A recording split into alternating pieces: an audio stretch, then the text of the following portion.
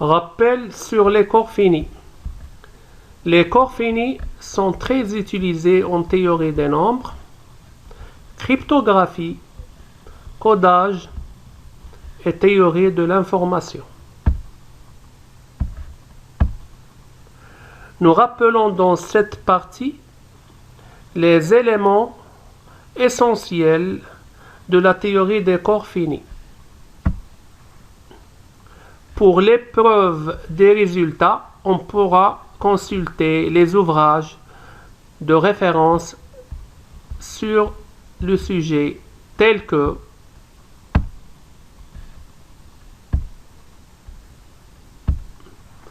les corps finis, algorithme pour résoudre le problème du logarithme discret dans les corps finis, matrice de compagnon généralisée.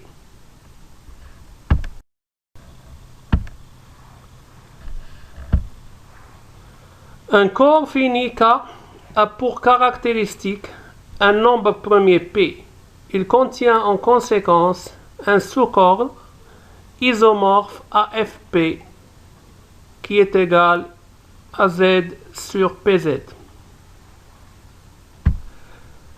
La caractéristique d'un anneau A est le plus petit entier n tel que 1 plus 1 plus 1 n fois est égal à 0. 1 c'est l'élément neutre de la multiplication pour A et 0 c'est l'élément neutre de l'addition. Si l'anneau A est fini, n est nécessairement non nul. Je rappelle que les corps finis peut être vu comme des espaces vectoriels sur Fp. Leur cardinaux est une puissance de P. Tout corps fini est commutatif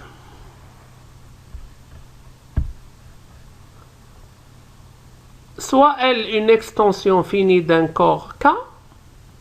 On note LK la dimension de L en tant que K espace vectoriel. LK est appelé le degré de L sur K.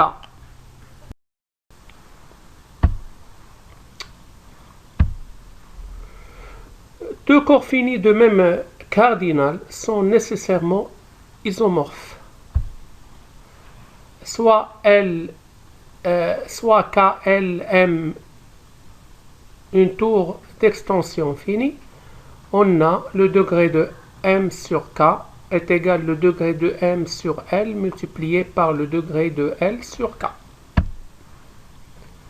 Soit P un nombre premier et soit P un polynôme irréductible sur Fp de x, alors l'anneau quotient K qui est égal à Fp de x quotienté par l'ideal engendré par P peut être menu d'une structure de corps commutatif de cardinal P à la puissance degré de P.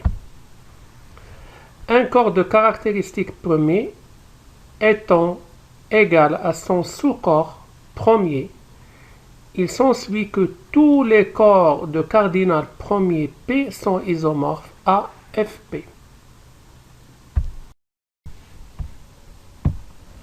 Matrice compagnon d'un polynôme. Le polynôme x à la puissance p à la puissance n moins x qui appartient à Fp de x est le produit de tous les polynômes irréductibles de Fp de x de degré divisant n. Soit P égale à x à la puissance n moins 100 pour k égale à 1 jusqu'à n de a n moins k x à la puissance n moins k, un polynôme à coefficient dans k, la matrice M d'ordre n définie par M est égal à cette matrice est appelée matrice compagnon du polynôme P, ou selon certains ouvrage, on prend la transposée de cette matrice. C'est cette transposée qu'on l'appelle la matrice compagnon. Représentation des éléments d'un corps fini. Soit FQ le corps fini à Q éléments, il y a plusieurs manières de représenter les éléments du corps FQ. La représentation polynomiale. Si Q égale à P à la puissance T, alors il existe un polynôme irréductible unitaire P de degré D sur Fp, tel que Fq est isomorphe à Fp de x quotienté par l'idéal engendré par P. Donc, si je prends alpha une racine de P, alors je peux représenter F de Q par Fp de alpha. La représentation multiplicative. Si alpha est une racine primitive du polynôme P, alors Fq est égal à 0, 1, alpha, alpha carré, jusqu'à alpha, Q-1. Ce sont les puissances de alpha. La représentation matricielle. Si C est la matrice compagnon associée à P, alors FQ peut être représenté comme étant une extension de Fp de C. La représentation en base P. Les éléments de FQ peuvent être représentés comme une chaîne de chiffres en base P. Chaque élément U sera noté comme UT-1, UD-2, U1, U0 en base P. De représentation. Le premier exemple, sur F3, le polynôme irréductible x au carré plus x plus 2. La matrice compagnon associée à P est la matrice C, 0, 1, 1, 2. La représentation matricielle de F9 est donnée par F9 égale la matrice nulle, l'identité de I, C de C, C plus I, C plus de I, de C plus I et de C plus de C. Représentation des éléments d'un corps fini. L'exemple 2. Tout élément non nul de F16 est une puissance de alpha, où alpha est une racine primitive du polynôme irréductible sur F2 donné par P de x est égal à x4 plus x plus 1. Représentation en base 2. Je peux représenter alpha par 0, 0, 1, 0. J'aurai le logarithme en base alpha de bêta égale à k, équivalent à bêta égale à alpha à la puissance k. Nous construisons les tables suivantes.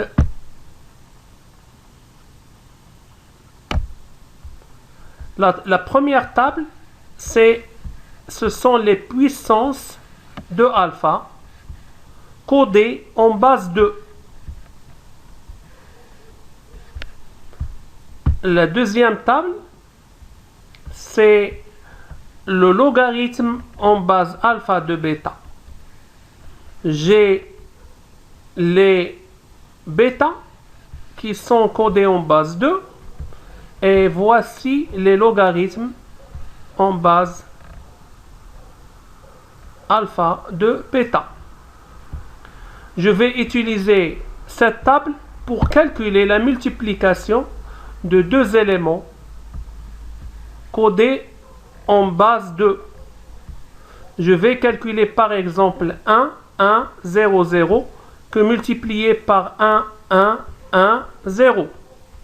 En se référant à la table des logarithmes, je remarque que le logarithme en base alpha de 1, 1, 0, 0 est égal à 6 et le logarithme en base alpha de 1, 1, 1, 0 égale à 11. J'ai le 6 plus 11 est égal à 2 modulo 15. Donc le produit de 1, 1, 0, 0 par 1, 1, 1, 0, c'est l'élément bêta dont le logarithme en base alpha égale à 2. Je réfère à la table, je trouve que ce produit est égal à 0, 1, 0, 0.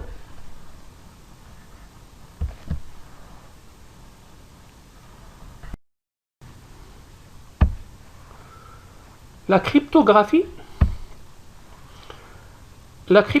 moderne fondée sur les fonctions à sens unique par l'apparition du célèbre article de D.F. et Hellman en 1976, New Direction in Cryptography. Cet article annonçait les idées fondamentales de chiffrement à clé publique et de signature électronique qui ont incontestablement structuré la recherche qui a suivi ces 40 années.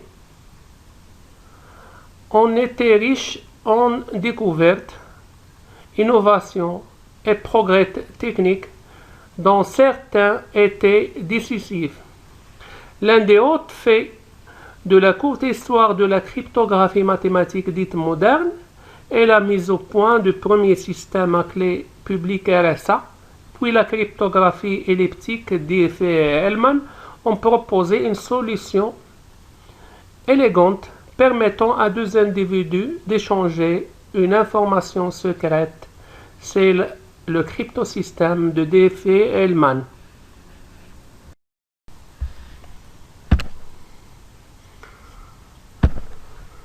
Une fonction f de x vers y est dite à sens unique si, quel que soit x appartient à grand X, f de x est calculable en temps polynomial.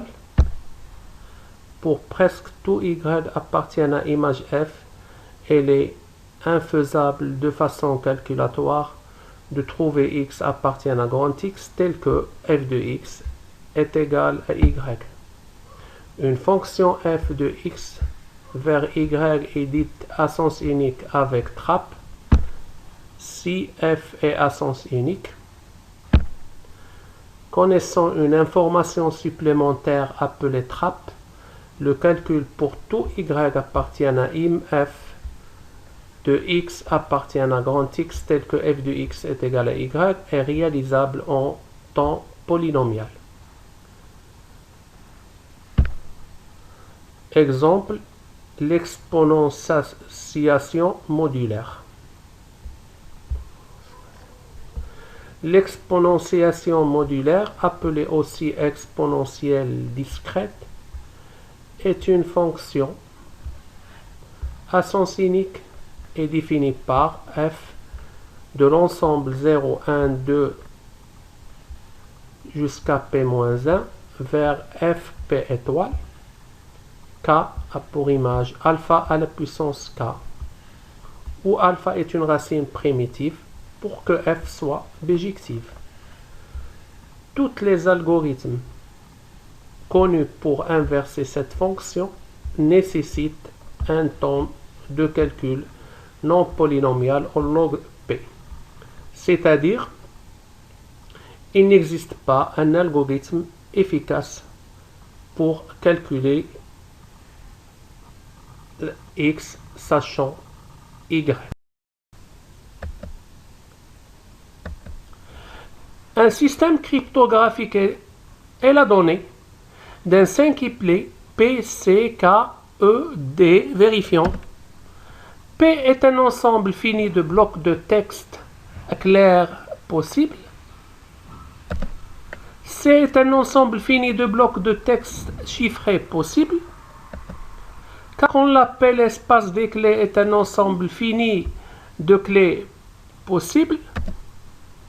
Et quel que soit petit k appartient à grand K, il existe une fonction de chiffrement EK, une fonction de déchiffrement DK, avec le EK de P vers C qui a M a pour image EK de M qui est égal à C, et DK de C dans P qui a un chiffré C, son image DK de C qui retrouve un texte clair M. Et j'ai toujours T caron EK de M est égal à M, quel que soit M texte clair de P. Ça s'appelle un cryptosystème. Chiffrement RSA. Le chiffrement RSA, nommé par les initiales de ces trois inventeurs, est un algorithme de cryptographie asymétrique très utilisé dans le commerce électronique et plus généralement pour échanger des données confidentielles sur Internet. Cet algorithme a été décrit en 1977 par Ronald Rivest, Adi Shamir et Leonard Adleman. RSA a été breveté en 1983 aux États-Unis. Le brevet a été expiré le 21 septembre 2000. L'étape de création des clés est à la charge d'Alice. Il n'intervient pas à chaque chiffrement car les clés peuvent être réutilisées. La difficulté première que ne règle pas le chiffrement et que Bob soit bien certain que la clé publique qu'il détient est celle d'Alice. Le renouvellement des clés n'intervient que si la clé privée est compromise ou par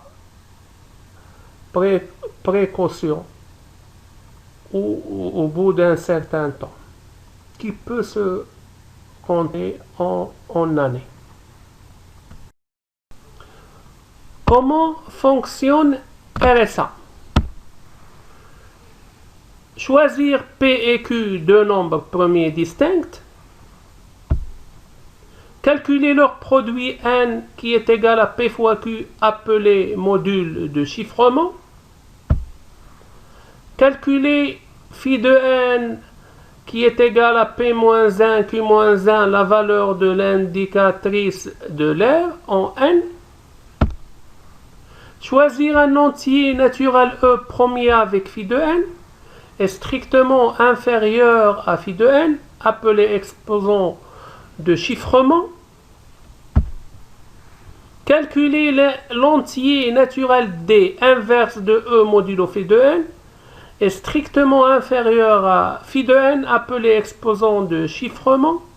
D peut se calculer efficacement par l'algorithme d'Euclide étendu. Le couple NE est appelé la clé publique de chiffrement. Alors le triplet PQD est la clé privée de déchiffrement. Si M est un entier naturel strictement inférieur à N représentant un message, alors le message chiffré sera représenté par C est égal à M à la puissance E modulo N. L'entier naturel C étant choisi strictement inférieur à N. Pour chiffrer C, on utilise D l'inverse de E modulo phi de N et l'on retrouve le message clair M par M est égal à C à la puissance D modulo N. Principe de Diffie-Hellman. soit deux entités A et B qui veulent échanger de l'information entre elles sans qu'aucune autre personne n'ait la possibilité de s'emparer de leur message. Version multiplicative, parce qu'il y a autre version, c'est la version additive qui utilise les courbes elliptiques. Un groupe cyclique public G est fixé, ainsi qu'un générateur public G de ce groupe. A et B vont construire une clé commune K. Pour cela, A choisit un entier n plus petit que l'ordre de G. De même, B choisit un entier m plus petit que l'ordre de G. A calcule G à la puissance n et le transmet à B, qui calcule G à la puissance m et le transmet à A. Enfin, A et B calculent leur clé secrète K, qui est égale à G à la puissance nm. La sécurité du protocole Diffie-Hellman. On se donne un groupe G, noté multiplicativement, et G un générateur de G. Soit G le homomorphisme de groupe défini par G de Z dans G, qui a n pour image G à la puissance n. Cette application induit un isomorphisme F de G sur l'ordre de GZ dans le groupe engendré par G. Le morphisme réciproque F-1 est appelé logarithme discret en base G. On a S est égal à G à la puissance n, équivalent à M est égal à log en base G de S. La sécurité de système Diffie-Hellman est calculatoire. Il repose sur deux hypothèses: la puissance du calcul de l'opposant. Il n'est pas possible de résoudre le problème de logarithme discret dans un temps polynomial. Principe d'Elgaman-Tahar. La version multiplicative. Soit P un nombre premier très grand, dit nombre premier cryptographique, tel que le problème de logarithme discret dans ZP soit difficile à déterminer, soit alpha un élément primitif. P est égal à ZP l'espace des textes clairs. C est égal à ZP croix ZP l'espace des textes chiffrés. K est égal le P alpha bêta S tel que bêta est égal à alpha à la puissance S modulo P, l'espace des biclés publics P alpha bêta et clé secrète S. Pour K est égal à P alpha bêta S, et pour un nombre aléatoire secrète L appartient à 0, 1, 2 jusqu'à P-1, on définit la fonction de chiffrement EK de ML est égale à C1, C2, où C1 est égal à alpha à la puissance L modulo P, et C2 est égal à M fois bêta à la puissance L modulo P. La fonction de déchiffrement dk de C1, C2 est égale à C2 que multiplié par C1 à la puissance moins S modulo P qui est égal à M.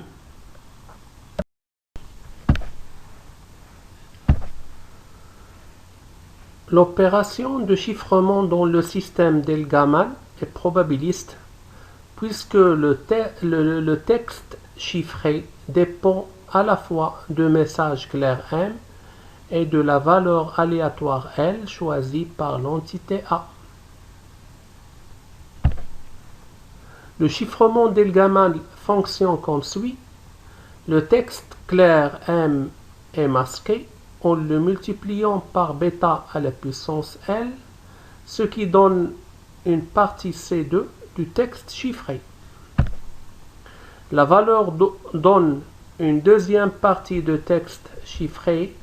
Ainsi, C1, C2 est transmis au destinataire B qui est le seul à connaître S est égal logarithme en base alpha de bêta, qui est la clé privée. B peut calculer facilement bêta à la puissance L à partir de alpha à la puissance L. Il suffit de calculer bêta à la puissance L qui est égal à alpha à la puissance L fois S. Ensuite, il peut retirer le masque de message M en divisant C par C1 à la puissance S. Et merci.